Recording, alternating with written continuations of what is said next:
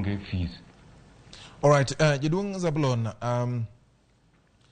wawacho ka wach ma in kaka un jomochung' ne jopuonje nyiso ni un tiere riwruok ma ng'iyo wach jopuonje. Tiwacho kama ber nitiere jopuonje moko ma pod chuno nyithindo ni nyaka ng'iew mana uniform e school. Kaka riwruok mar jopuonj, jopuonj gi un umenyo gi nade to gin riekni mage mung'ado negi mondo gine ni ok gikelo pek ne jonyuol ma samoro bende pek mar ngima ma ok osediyo korgi seche ma gitero nyithindgi skul. Un kaka riwruok dipo nu nyalo nitiero okang' moro amora munyalo kawo ne japuonj madhi ataro mar dwaro mar sirikal mano ni nyithindo ok ong'iewo uniform kata mwandu moko mag skul mane skul ok ochun gi mar timo mane skul, ukawo okang' mane? Wan kaka union wan tijwa en goyo koko structures mar circulars mogol gi migawo masomo ogin gi jok miluongo ni quality assurance gi jo Ministry of Education mago migawo masomo monego bed ni gidhi e school to ging'iyo ni gik ma giwacho concerning the fee structure is being followed. However, nitie loopholes matindo tindo ma principal nyalo tiyo godo.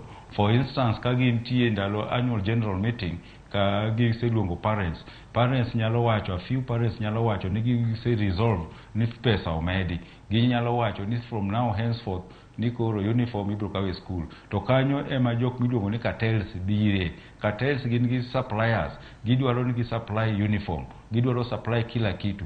Koro giwinjre ka school nigi nyithindo kata elf ariyo gine magi supply uniform. To higa ka higa iyudo ka uniform ni iwile. Iwacho ni kisetiyo gi uniform this year, next year kibitiyo gi uniform no. Koro iwacho ni kendo higa manyien inyiewo uniform. Koro mae en gima hinyo jonyuol.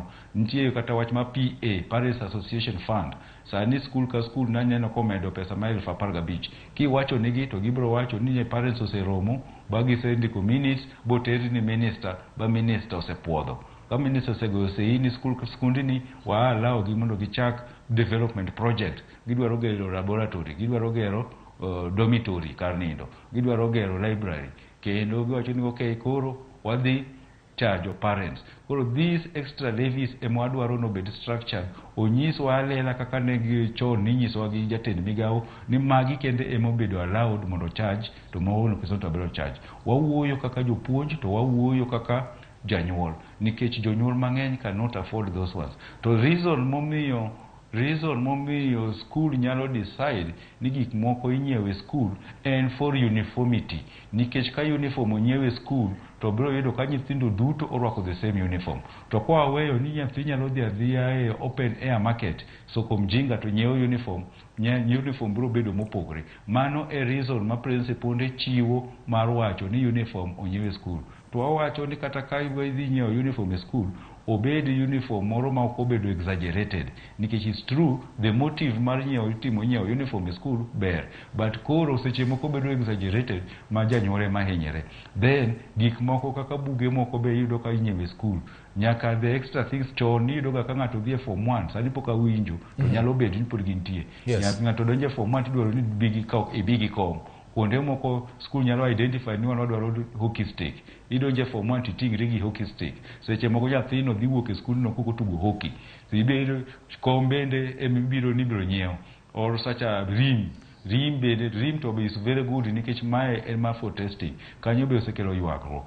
Koro wan as a union wan wawacho ni principal to bed gi a human heart, but teach mar ng'iyo ni school levies is not exaggerated and teach the ministry. Ka ok nyal tiyo tijno then nyiso ni koro ginindo on their laurels. Uchumi sani rach emomiyo sirikal leo gi oro pesa. Gik moko medre. Principal are also human beings. Gidwaro run the school.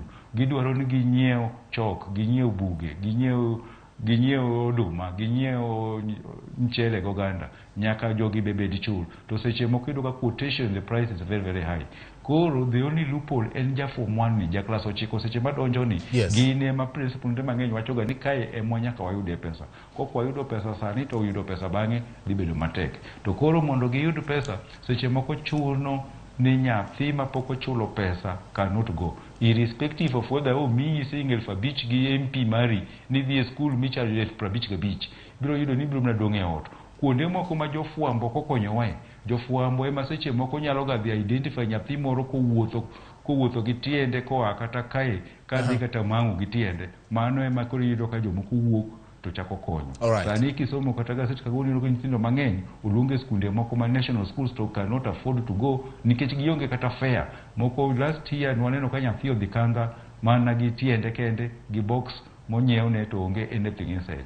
Kanye ma humanitarian groups biro to konyo. To wabiro konyo for how long? Emomiyo adwaro ni wabed gi structures, skunde be nigi alumni, old boys kata old girls manyalo konyo. The problem ni nyithindo gi ko ok obedo highlighted to ng'eny gi donga, ng'eny gi lose those chances nikech structures mwaketo gi government oketo to ging'i structures mokete skunde gi the society ma wantie ma ok wang'e ni nyithiwa onego bed ni somo kata yudo chance moluonge moko owil ne nafaseno. Okay,